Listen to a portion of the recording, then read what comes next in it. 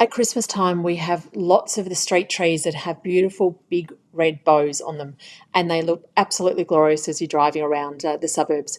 So today I'm going to show you how easy it is to create one of those bows yourself using our red deco mesh. It's Nicole from mychristmas.com.au. Hope you enjoy.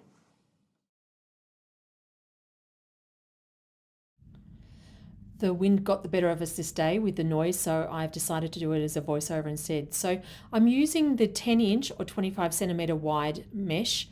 And first of all, I've got Hugh just helping me to put it around the tree. It's a very big tree that we've got. And I've cut a piece just long enough to give me the tails, but not to make the bow yet. I just want to get that into place. And you can see I'm just going to tie that as tightly as I can around the tree so that it doesn't move.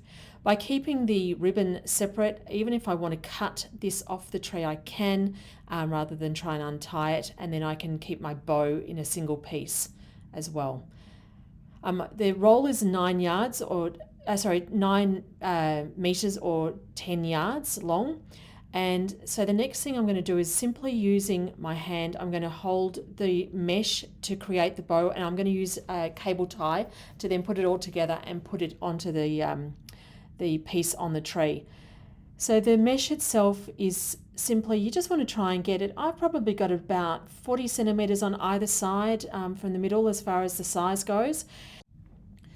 So as I say, if you've got enough mesh to do a double bow, do that. If not, just make a single bow.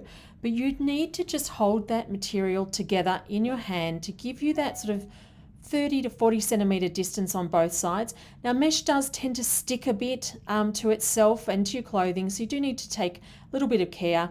And what I'm doing here is just trying to straighten out the mesh so that it's not puckered as I tie it or before I tie it up, and also making sure that I've got enough mesh there to do these double loop like we want.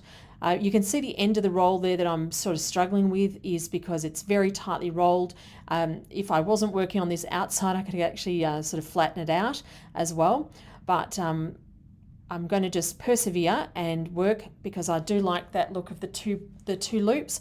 So all I've done is hold it all together in my hand and now use a cable tie that I'm putting behind my mesh that's tied around the tree and then right around the middle of the bow. To start with, I like to keep it loose, the cable tie, so I don't pull that too tight until I've made sure everything is looking even, because once you pull it tight, it is very tricky to pull it off again. So as you can see, just playing with the mesh, straightening it up, pulling the tails around, trying to get the tails an even sort of distance apart. And then once I'm happy with everything, just tightening that cable tie off and then cutting it into place. That's it. Hope you've enjoyed.